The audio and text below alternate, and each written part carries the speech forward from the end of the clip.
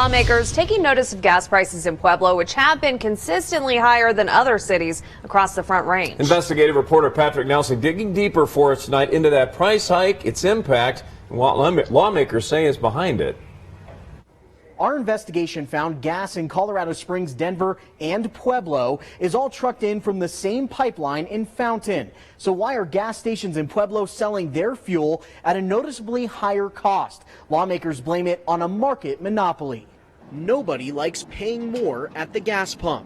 It adds up, honestly. It's, constantly having to put it, if you're driving from one side of town to the other, you're constantly having to put gas all the time. In Pueblo, drivers have noticed the average price of gas continues to be roughly 30 cents higher than their neighbors in Colorado Springs and Denver. State Assemblyman Donald Valdez says he shares their concerns. We need to find a solution, and I propose at the Capitol we continue to work not only for Southern Colorado, but all of Colorado to find a solution and make sure nobody's getting gouged at the pumps. Valdez, a Southern Colorado farmer himself, says gas prices are yet another challenge facing farmers in his district during this year's harvest. Higher gas prices means the cost of doing business and cost of transporting produce is more. And Valdez says we can expect to see those costs be passed on to consumers at the grocery store.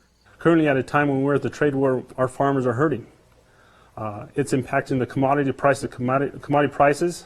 Not only Pueblo chili or the potatoes in the San Luis Valley or corn on Olathe on the western slope or the peaches.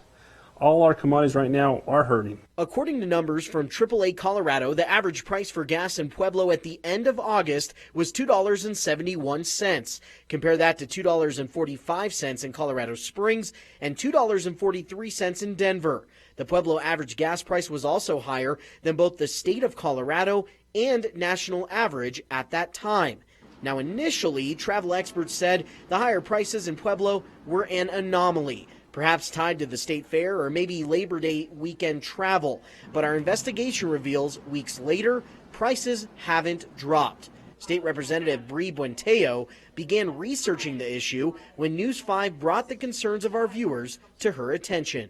We here in Pueblo are seeing what happens when one person, one supplier, has a regional monopoly. Buenteo says the higher prices at the pump in Pueblo are the result of little to no competition. Loaf and Jug controls all of the gas shares out of the Fountain gas pipeline, is my understanding, and they have all the contracts in Pueblo.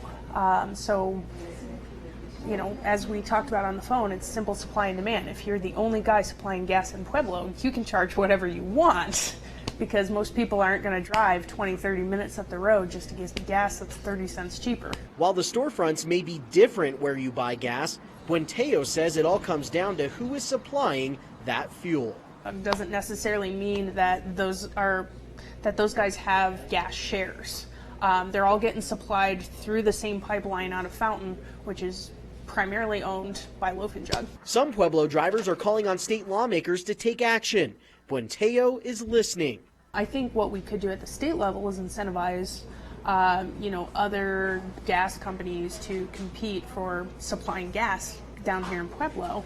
But I would be very, very hesitant to write something that says you must have so many companies per square miles, in order to keep prices what we consider to be fair. Right now, the state of Colorado doesn't provide any oversight on the market share of gas stations or how businesses set their prices.